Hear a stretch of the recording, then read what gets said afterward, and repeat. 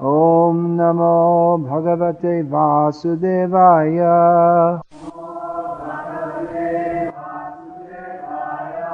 Om Namo Bhagavate Vasudevaya.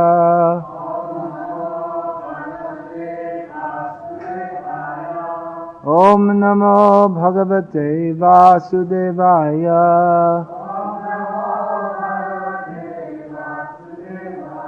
Bhagavad-gita as it is, chapter 7, text 9, translation and commentary by His Divine Grace Srila A.C. Bhaktivedanta Swami Prabhupada, founder Acharya of ISKCON. Punyo gandha prativyang cha tejas chasmi vibhavaso jivanang sarvabhuteshu tapaschasmi tapasvishu.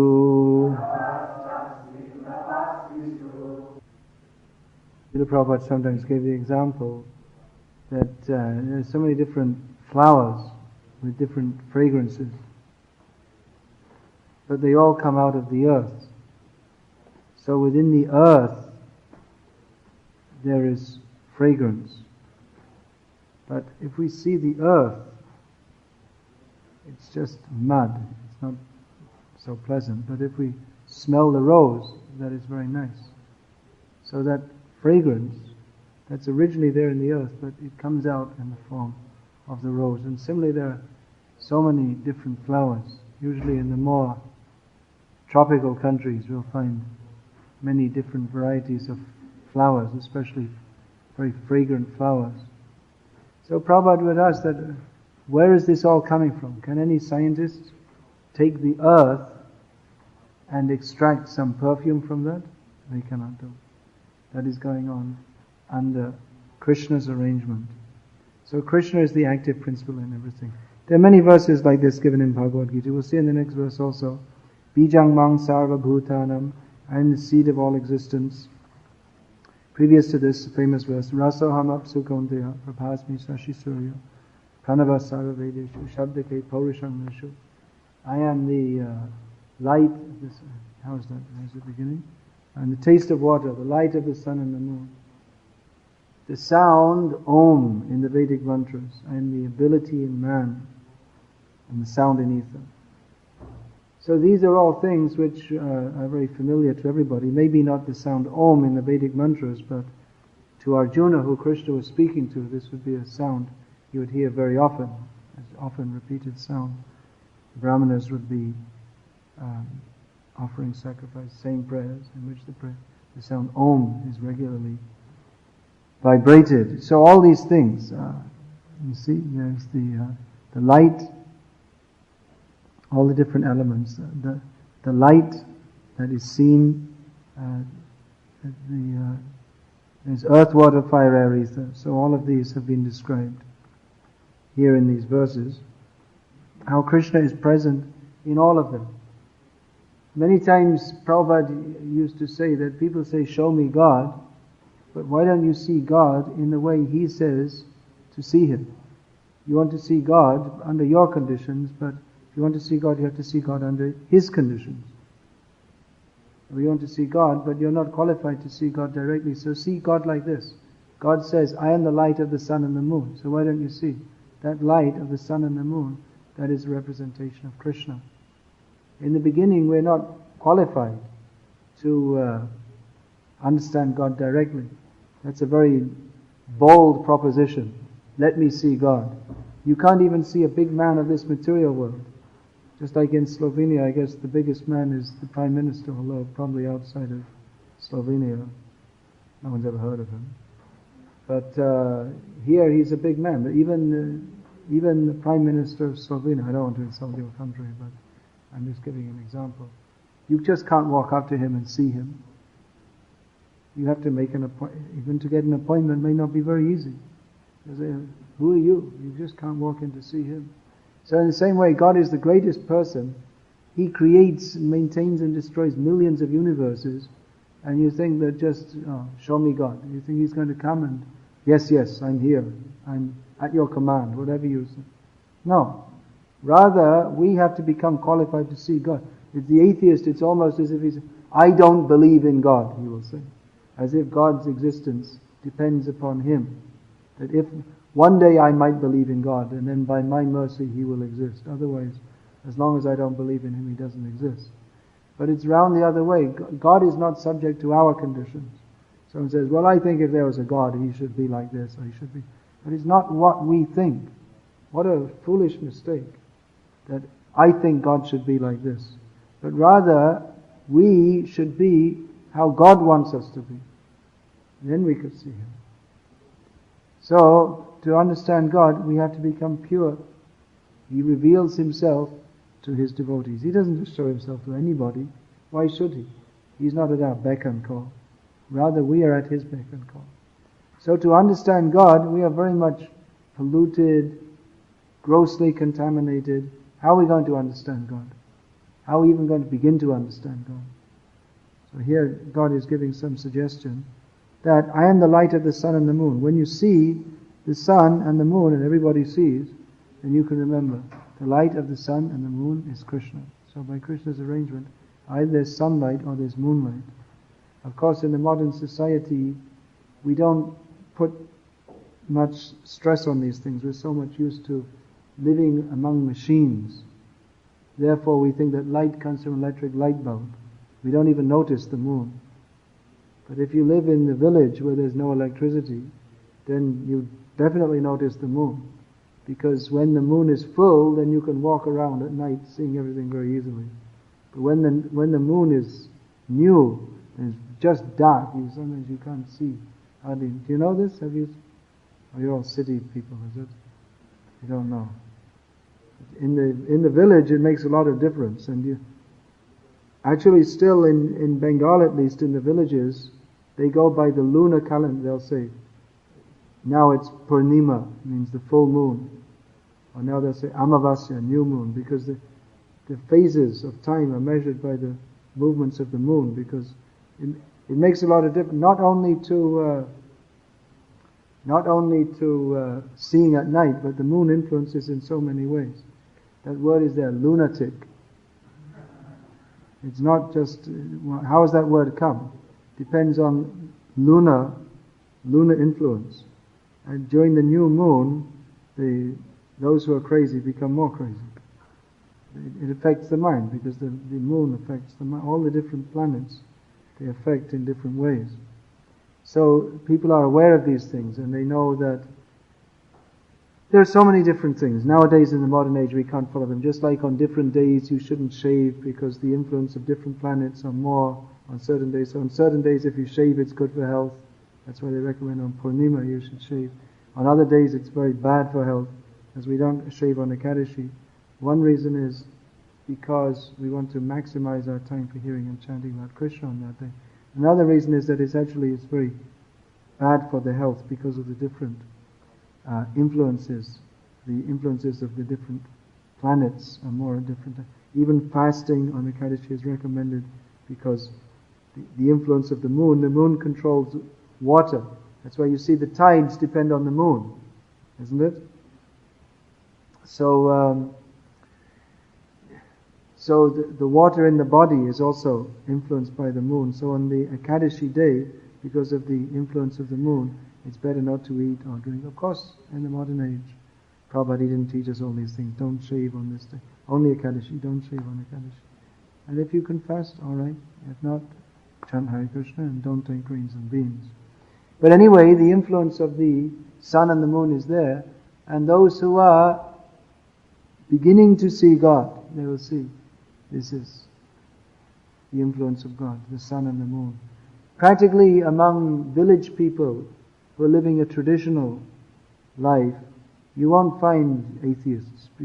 At least, even of course in some Buddhist countries, they're atheists. They're atheists, even though they live on the land. But even then they know there are spirits who control the rivers, the weather. They don't believe in this gross so-called rationalism. They have these rationals. I saw in England when the Rational Press Association. I'm ordering some books from them. That why you should not believe in God and all things. I'd like to see what nonsense they have to say. Because they consider themselves rational not to believe in God. But those who live close to nature, then they know that everything is not in their hands. Modern rationalists, scientists, they have this absurd idea, we will control nature, we will conquer nature. Have you ever heard that? They say this? Madness. As now there's some hurricanes in Florida. Bring all the scientists. Tell them, control it. Can you control it? We'll put you in the 300-kilometer wind and ask you to control it. You'll be blown away. You can recite your scientific theories, x squared plus y squared, and boom. You'll be blown away. You can't even say it. So those who live close to nature, they're more they're aware of all these things, that we plant the crops, but we have to, at least those who are on a very gross level, they propitiate the local spirits because they're afraid they'll interfere, because they know that we're planting. So many times I saw in Bengal, they plant the crop, they irrigate the field, they weed the field, and just 2 days before the harvest, a cyclone comes and destroys it all. It's bad karma. They have a lot of bad karma. So they know they're at the mercy of nature. They know there's a superior force. That it's not simply by bringing a tractor and some fertilizer and some pesticide that you can produce food. And you bring a electric pump that brings water, and you'll think, oh, now we have all the ingredients to bring food. But no, that's not in your hands. You can endeavor, but the ultimate result is in the hands of God. So those who live close to nature, they see all these things. That's why Krishna is recommending. Krishna consciousness is active in every sphere, Prabhupada says. So in every sphere, you can see God. Rasoham, in earth, there is fragrance. And all the elements are mentioned in these two verses. So rasoham, I am the taste of water. So every time you drink, you have to drink water. Everyone should drink water. You have to drink water. So when you drink, that taste is Krishna. That taste represents Krishna. For those who are not able to understand immediately Krishna, the Supreme Person, they can understand. This taste represents God. And those who do understand Krishna as the Supreme Personality of Godhead, they can also remember when they drink water, this taste is Krishna. Prabhupada gave one example. Sometimes our devotees are a little confused. Prabhupada said that whatever you like to drink, that taste, that is Krishna. You appreciate the taste. That's very nice. Just like sometimes they used to make this kind of nectar drinks with milk and cream and honey, and mix in some ghee and some fruits, and it tastes very nice. You can imagine, especially when it's offered to Krishna. So that taste is very nice, but any taste that cannot take place without the interaction. Water must be there for the taste buds to be activated. So anything you like, even wine, Prabhupada said. If you are addicted to wine, then if you simply think, when you're drinking wine, you like it so much that this taste is Krishna, so you're appreciating Krishna. And Prabhupada said, one day you will be a great devotee. He was not recommending that you drink wine as a process to become Krishna conscious. But the idea is that from any situation you can make a beginning. Even if someone is addicted to wine, he won't, no, I won't give it up. So even in that situation, just think that taste is Krishna. So earth, water, fire. Tejas chasmi vibhavaso. The heat in fire is Krishna. That amazing principle. These so-called scientists, they say, man discovered fire, and that was a great step forward in human civilization. And bogus. This is gift from Krishna. It's not just by chance. Look, just think what nonsense they're saying. That all these different plants grow, just like wheat plant grows. Now, if you take that wheat plant and you dry it, you husk it, and you pound it, you get flour. You mix that with water, and if you put that in fire, and you have to do it in a very specific way, you have to have exactly the right amount of flour and water. It's not that if you take 100 grams of flour and 1 liter of water that you can cook bread. You have to have the right quantity mixture. You put in the right temperature, you have to mix it, leave it. You put in the right temperature of fire for the right amount of time, and you get bread, like chapatis. So they're saying by chance, this fire is there, it was just discovered by chance. Then how is it so many foods, they need cooking, and when you cook and mix them all together, such a nice flavor comes. Spices. The spices, if you take spices, without cooking them, they're useless. Many times I see in the Western countries, devotees, they cook, they use spices, they have no idea how to use them. They just throw them in ghee for about 1 second, and that's it. And no flavor comes out. But the flavor comes out by cooking. It has to become a little dark. So how is it that there are so many spices, seeds, most of the spices are seeds and different ones. Cinnamon is the bark of a tree, and hing is the sap of a tree. So different spices that when you heat them, flavor, such a nice flavor comes out. Just by chance. So many foods, you transform. Rice, can you eat rice? Just take rice and eat it without cooking it. You can't digest it. But when you cook it, then it becomes very nice. So this is all by fire. And they're saying it's all by chance. So many different foods, you mix them together, transform them, and there has to be fire, there has to be heat to transform them. And they're saying it's just all by chance. I'm just amazed actually at how they can believe this, that this all came into being. So many different interactions of nature, all acting together very nicely. Everything you see, you can understand there is Krishna. Everything you see, if you have this vision, then everything you see, how can they say it's by chance? Everything is going on under some rules and regulations. The whole universe is going on like that. Just like this example. If you want to cook chapatis, you take 100 grams of flour and 1 liter of water and mix them. Can you make chapatis? No. You have to mix flour and water, but in the right proportion. And then exactly you have to knead it, not too long, not too short a time. You have to mix it for some time. Leave it for some time. Even to make a chapati, such a simple thing. There's so many things, so many rules you have to follow. You mix this amount of atta, and which kind of atta? Not any flour. You can't make chapatis from this white flour. It just doesn't work. You have to have this brown flour. It has to be ground to a certain consistency, and certain kinds of flour from certain kinds of wheat are better for making it, not any wheat. So many conditions just to make a chapati. You have to have the right flour, right amount of water, mix it for the right amount of time, leave it for some time, then again roll it out to the right thickness, and then again you have to put some flour when you're rolling it out. Then you have to put it on the fire, on the griddle, which has to be not too thin, has to be thick enough, otherwise it'll burn.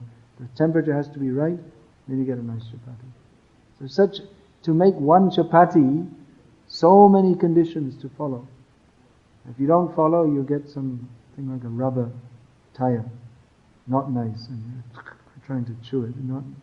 But if you know how to do it, then very nice. So many conditions to make a chapati, and they're saying just by chance, it's all by chance. Everything is just by chance. No. Krishna's hand is in everything. Krishna's designed everything. So in everything you see, earth, water, fire, air, the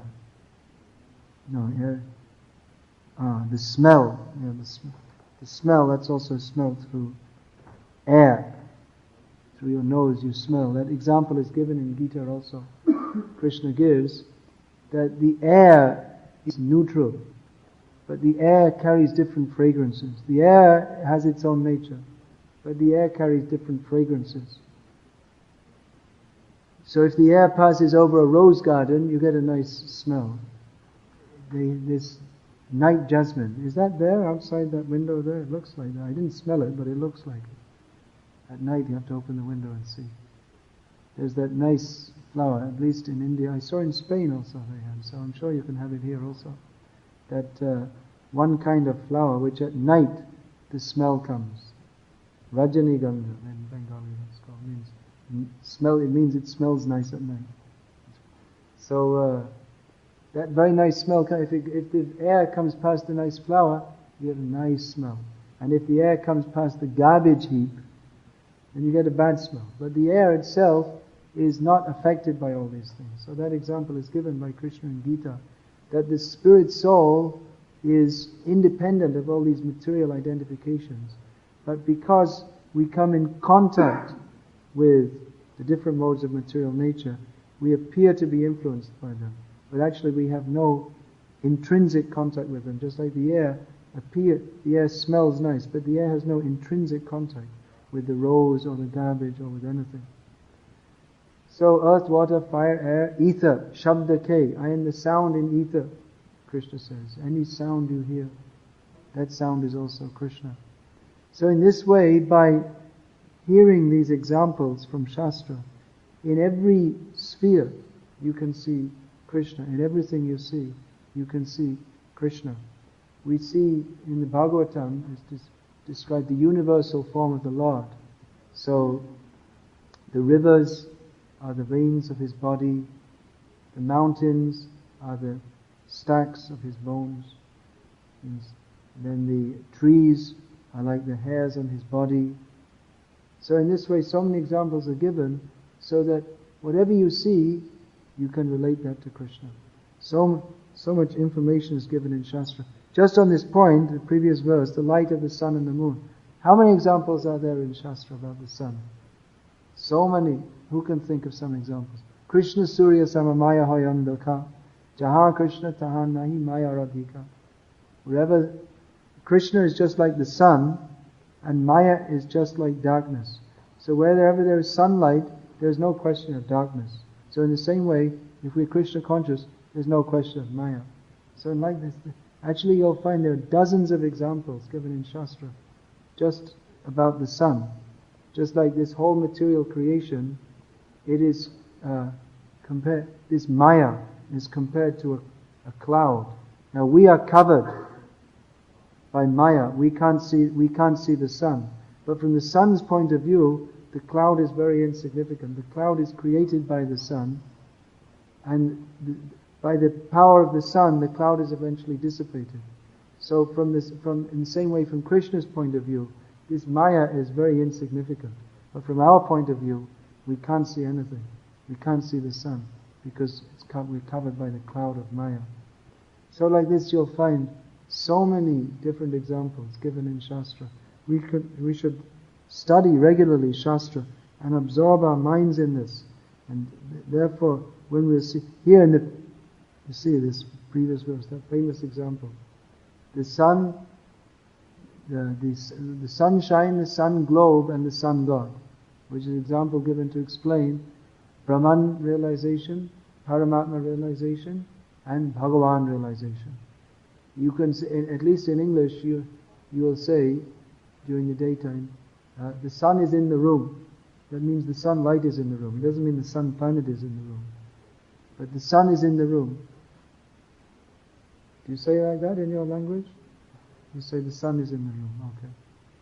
So that means some realization of the sun is there. The sun as light. That's preliminary realization. Then if you realize the sun, actually the light comes from the sun planet. So that's like realization of Paramatma. You have a local light. This specifically is the source of the light.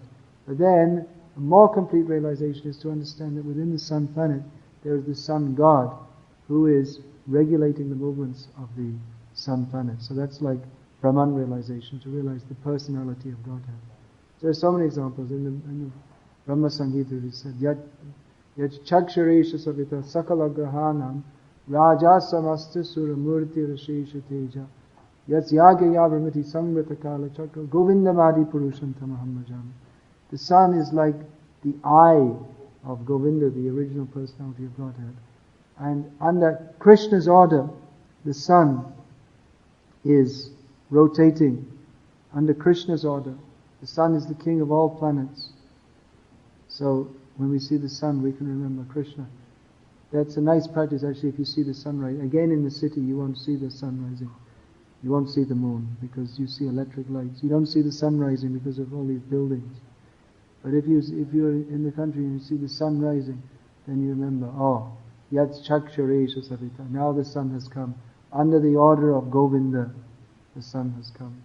Surya Narayan, the sun is representation of Narayana. Another example, there's so many examples, that Krishna has unlimited energy. Even in this material world, we see the sun has inconceivable energy. Even the scientists, although we're not sure they know what they're talking about, we're quite sure they don't know what they're talking about, but according to them even, they say that the energy produced by the sun is more than the human race, the whole human race combined together can use in thousands of years. The energy produced by the sun in 1 second. So where has this tremendous source of energy come from? You see, so it will take so many intelligent engineers and research scientists to make one power station to give power, electric light to Slovenia. It requires some intelligence and organization just to make a little power. But so much power, we can't imagine how powerful is the sun. And the sun is giving out so much power at every second. Where is that much power coming from? What is the source of that power? If the power doesn't exist by itself, the power depends upon the powerful. That is Krishna, the supreme powerful. And this is only one sun in one universe, and there are millions of suns in millions of universes. And this is all the external energy of Krishna. That's not even his main energy. So how powerful is Krishna? Another example, the sun is so powerful, but he doesn't decrease in his power. Even though he's giving up so much power, he's going on and on and on giving up power. He doesn't become depleted. How is that possible? That is an example of something. Even in this material world, we see inconceivable potency. Inconceivable potency. There's so much inconceivable potency. We can't explain.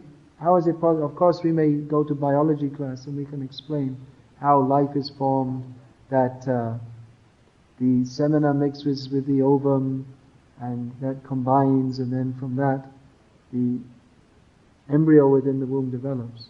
So you can explain in terms of biology, but actually how it happens, you can't explain it. Why should that happen? How is that the tiny cell in the semina mixes with the ovum, and from these tiny cells combining, a whole human body comes into being. And not only human body, different kinds of bodies are coming. How is it possible? From something tiny like that, a whole body develops with structure and form, and they will say, well, it's embedded in the genetic code and DNA. But that doesn't really explain. That maybe explains the mechanism of how it happens, but why it happens, and who has made such a design? How is it possible? This is all inconceivable. There's so many inconceivable things. Even when we eat, that's another kind of fire. Therefore you feel hunger. That's called Ham Vaishvanaro Bhudva Praninam Dehamashita Panas Panasamayutta Pachamyanam Chaturvidham. That fire of digestion is also a representative of Krishna. There are different kinds of there's fire within the body. We say there are these different elements: earth, water, fire, air, ether. And we say they're present. Fire is present within our body. So people are surprised. Fire? Yes, there's fire. Otherwise, how is there heat?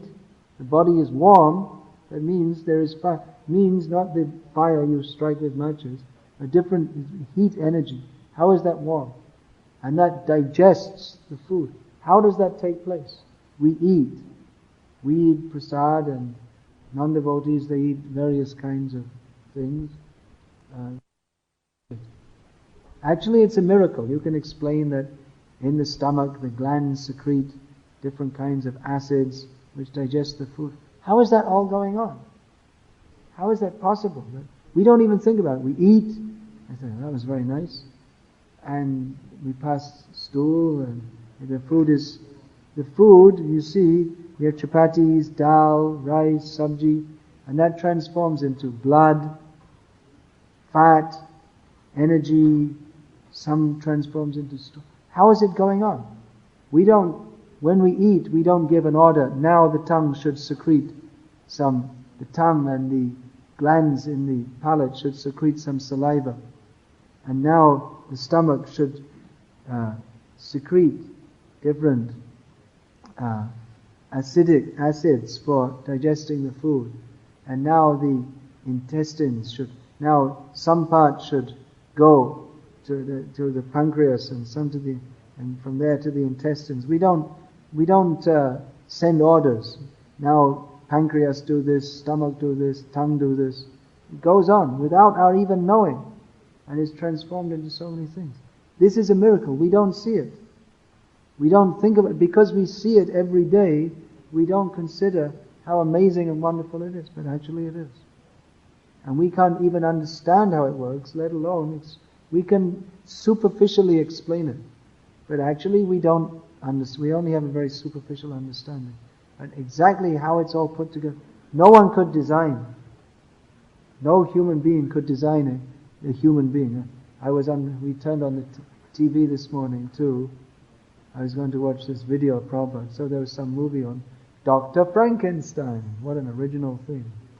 So they showed the body with all screws and nuts and bolts and very ugly. So even they had some idea that if we were to make a human body, which they can't, but even if we could, we couldn't make it. It would be so nice. It would be something ugly and horrible. They can't imagine that how you can design. It's perfectly designed. The human body, not only the human body, even the ant body is so perfectly designed. Prabhupada would say, you can design the Boeing 747. Now they have 757, 767. So many Boeing kind of jets. But you can't. That's not as well designed as a mosquito. Mosquito is, you see the mosquitoes are flying, you'll have big clouds of mosquitoes. Here you only have a few mosquitoes, but where I live sometimes you see big clouds of mosquitoes. So they're all flying, they don't crash, no crashing. How is that? Because they have a better system of design than you have. You see? So God's creation, that's more than, you see the fly is flying and the fly is landing, very advanced system. They land upside down. You can't make your planes do that. Very advanced system. So, why don't you at least give credit to Krishna, Supreme Designer? Why are you such a rascal? You deny Krishna. Everything, the light, the heat, the water, these are all gifts from Krishna. At least, even if we want to enjoy this material world, which is a foolish proposition, but at least we should recognize that the ability to enjoy these things, that comes from Krishna. So the beginning of God consciousness is to recognize that there is a supreme controller, there is a supreme designer. And that's actually more intelligent. If you want to enjoy this material world, then why not approach Krishna? Why deny him? If you want to enjoy nice things, you can ask Krishna. Krishna, why don't you give me some nice things to enjoy? That's the beginning of God consciousness. Akama sarva kama va moksha kama udara dhi tivrena bhakti yogena yajeta purusham param. Even if you have all kinds of material desires, or even if you want to get liberated, or even if you have no material desires, worship Krishna. That is the most intelligent thing to do. So here, Krishna is giving the beginning of understanding of Krishna consciousness, seeing Krishna everywhere, through seeing him in the elements. Nothing is different from Krishna. Everything is the same as Krishna in the sense that everything is expanded from Krishna. In one sense, everything is God. Some people say everything is God. That's true. Everything is God. We don't deny that. He is everything. But at the same time, He is different from everything. He is everything in as much as everything is produced from Him. Maya tatam idam sarvam jagad avyakta muritina matsthani sarva bhutani nachaham teshvavastita. Krishna says here in Gita that everything is produced from me, nothing is different from me, everything rests in me, still I am different from everything. So this is perfect vision of understanding the absolute truth. Everything you can see. You take so many examples from Shastra and understand everything is God because nothing is different from Him. Everything is going on by His potency only. Not a blade of grass can move without His sanction. At the same time, He is separate from everything. He is the supreme controller of everything. He is superior to everything. We are subordinate to Him. So the first stage of God consciousness is to at least accept His existence and be grateful to Him for the gifts that He has given us. Actually, this world, we say it's a miserable place, but the karma is there making it more miserable. Otherwise, the world is not as bad as they make it. If you see, the countryside, the fresh air is blowing, at least in the summer, the weather is quite pleasant. So God's gifts are there. We can live peacefully by God's grace. Nature produces food. We can get clothing, food, clothing, shelter. These are the basic necessities of life. We can get them from nature. But now we are making big industrial enterprises which spoil the finer sentiments of the human being to understand God. And we become so proud. Oh, I made a factory. We don't see God made the whole universe. And we think we are dominating nature. We're torturing nature by causing so much pollution and drilling into the earth, and to make so many unnecessary things. So Prabhupada recommended that our Krishna conscious room, one of the purposes is to bring people to a more simple way of living with Krishna consciousness at the center. Simple living and high thinking. Not just simple living. There are many people who are interested in alternative living, so that's alright. But we're not interested simply in living on the land. Just like I was saying yesterday, we're not interested in vegetarianism in itself. We're also not interested in just living on the land, but simple living and high thinking. That is the important point. Even if we're living in the cities, we have to live in the cities for preaching at least, but there should be high thinking. High thinking means seeing God in everything and seeing in everything in Him. Krishna says, for one who sees me in everything and everything in Him, I am never lost to him, nor is he ever lost to me. Hare Krishna. Is there any question?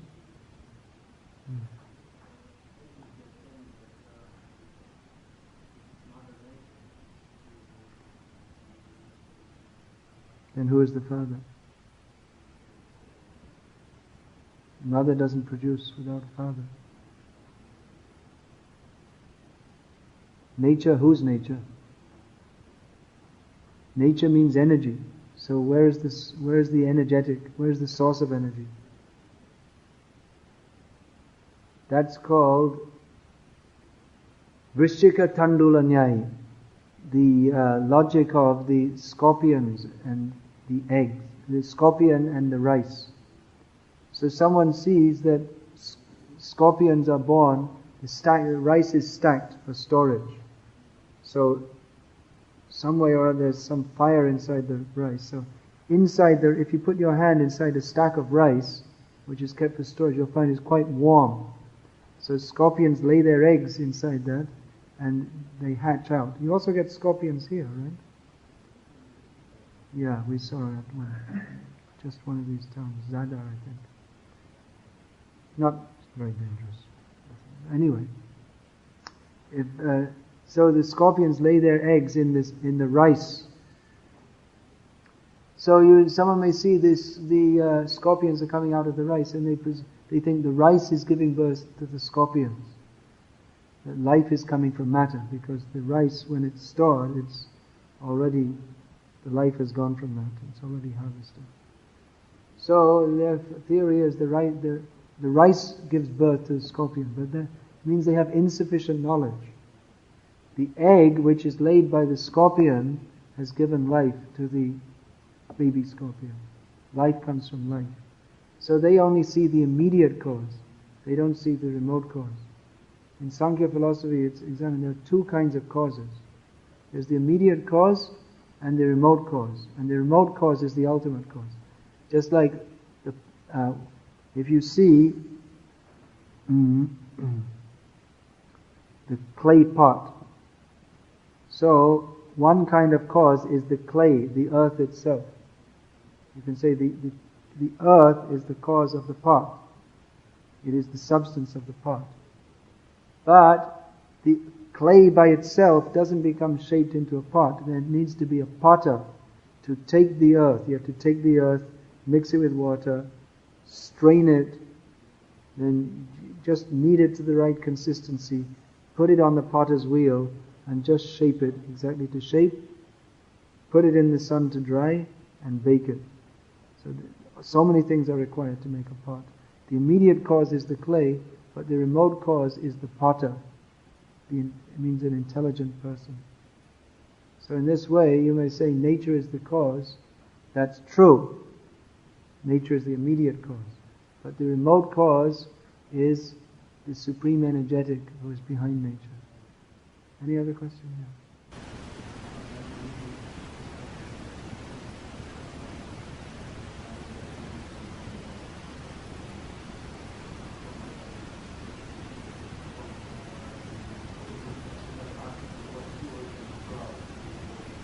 If you ask what is the origin of God, that means you don't know what is the meaning of God. Because the very definition of God means He is supreme and independent. He has no other cause. If there was a cause of God, then He wouldn't be God. So how can you ask what is the cause of God? It's a foolish question. Yeah, it's a logical impossibility to have that there is an ever, there's some term for that, an ever receding, this is cause, the cause, then what is the ultimate cause? Then how is, we see there's so much order in the universe. Where there's order, wherever we see order, there is design behind that. It's not, then how is that, is it just happening by chance? That one light bulb came into being by chance. Who would ever believe it? If someone says, oh, this is a new design of light bulb. So how did it come? Oh, just by chance. That just one day it was there. Now, according to your vision, because you don't know the answer, therefore you say it has come by chance. But actually, the town president said, go and buy some light bulbs. So the light bulb was put there, but you don't know. And you don't want to say you don't know. You don't want to show yourself to be ignorant. And you don't want to recognize that the town president has any intelligence, because you're a rascal. So you say, just by chance. But no one will accept it just by chance. It just blew in the window. And how did the light bulb come into existence? You see, in this there is made from glass. There must be some metal filament inside that also. So that metal was extracted from the earth and processed. The iron ore was processed, purified, mixed with other elements to make an alloy, and made exactly in this way. You can't imagine. They say, well, within nature, within the bubbling of the primordial soup, just by chance everything came up. But can you imagine that just by chance, even after millions of years of bubbling of different chemicals, that one light bulb would come into existence just by chance? Would anyone think it possible that if there were all different kinds of chemicals under different conditions at different temperatures, that just within nature, just by chance, a light bulb will come out, the primordial light bulb? Would anyone believe it? Definitely, to make a light bulb, there must be someone who designed it with a particular function and purpose. And then you have to, behind that light bulb, there's so many big industrial enterprises, glass works, steel works. It's not possible just by chance. That's a light bulb. Such a simple thing that we take for granted. So what to speak of the whole complexity. Even one cell in our body, when I was a kid at school, in our biology class, we learned about cells. So we learned that the cell is a very simple organism. Within a few years, scientists will be producing them within the laboratory. So I did my biology test. And what is a cell? A cell is a very simple organism. You draw a thing, some round thing like this with some other round things, some dots, and that's a cell. You point an arrow, this is this, and that is that. So a cell is a very simple organism, and within a few years, scientists will be producing them in the laboratories. Tick, pass. Now if I gave the same answer today, fail. Because now they've made more research, and now they say that even the most simple cell in our bodies is more complex than a vast modern city. So by doing more research, they're finding that everything is more complex. So if even a light bulb cannot come into being by chance, then what to speak of a cell, and what to speak of so many different cells which interact with each other and are formed into these bodies. You'll see, they write in scientific magazines, nature has designed this so wonderfully. It's almost like they're admitting there's God. How can you say nature has designed so wonderfully? Design means there's a designer. They're saying chance, but on the other hand, they say nature has designed so wonderfully. It's like they're admitting there's God. Inadvertently, they can't avoid admitting it. But then if you are saying, well, you're saying it's design. No, it's actually just by chance. Well, what chance? It must be by design. It's absolutely impossible that there's no designer. So that designer is God. Then again, this, who's that rascal? That Hume, that Scottish so-called philosopher. He wanted to rebut this theory. According to the atheists, Hume dealt a hammer blow to theism by his speculations.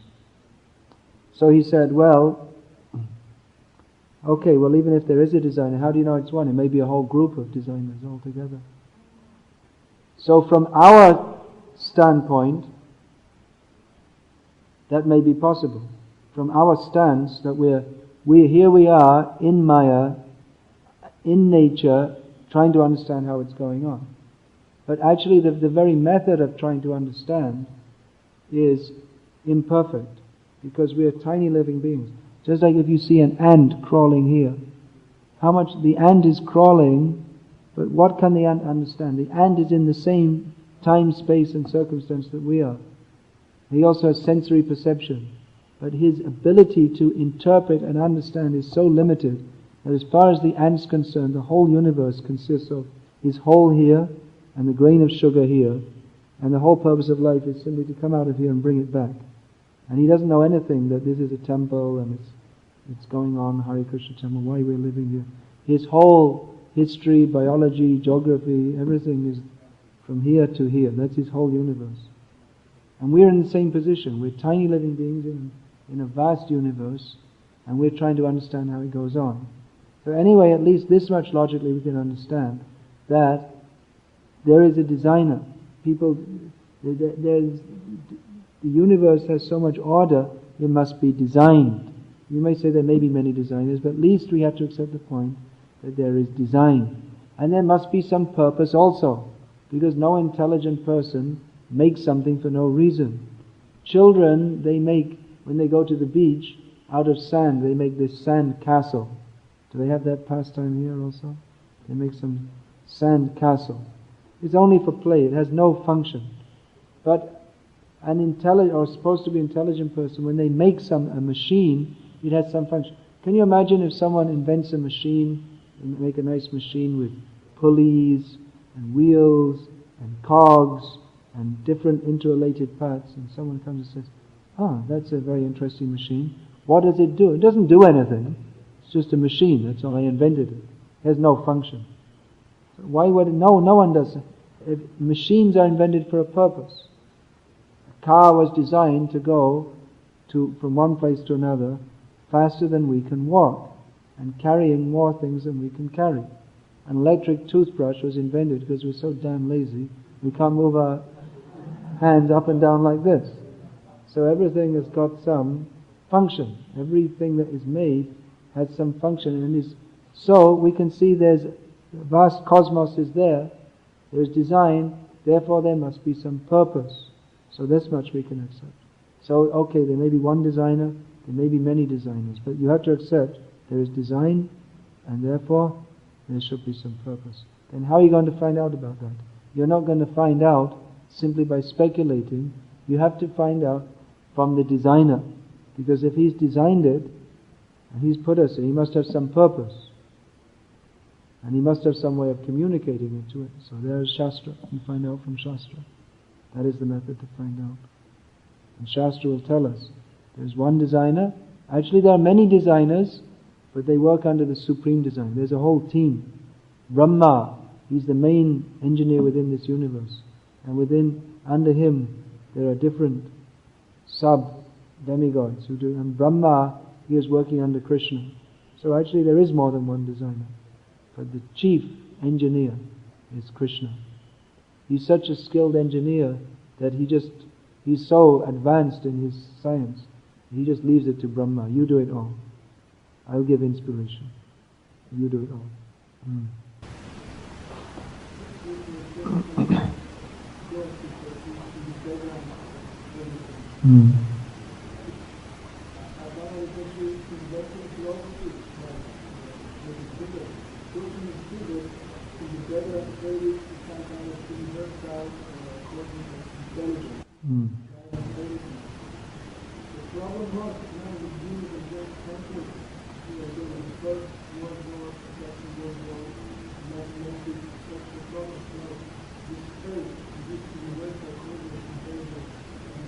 Yeah, because people think that God is supposed to fulfill our sense gratification.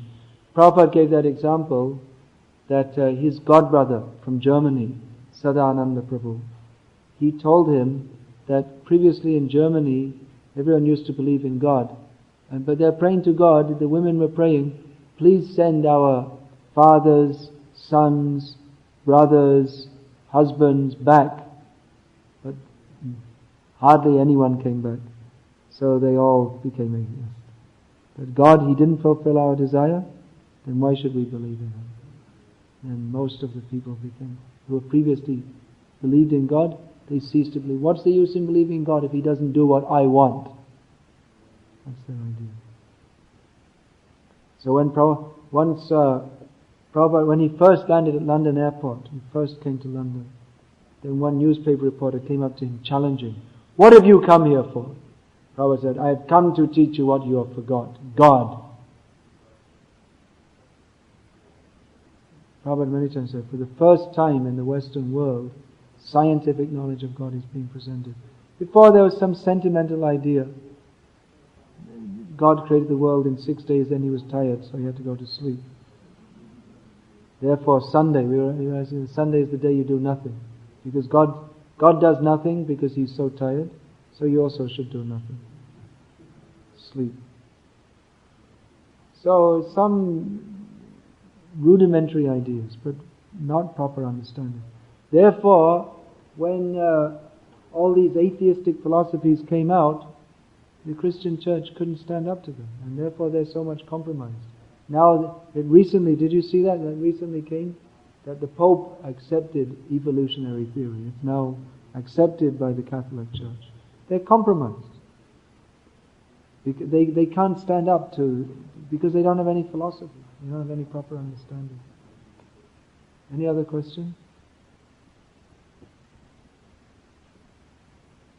So you have 2 million people here. You have to convince them all of this philosophy. Read these books. Read Prabhupada's books. Everything you need to know to become fully Krishna conscious is in Prabhupada's books. And everything you need to preach Krishna conscious, it's all in Prabhupada's books. Study again, again, again. And you'll understand the books by going out and preaching to others. Then realization will come. Hare Krishna. Srila Prabhupada ki jai. Bhagavad-gita as it is ki jai. Mahaprasad ki jai.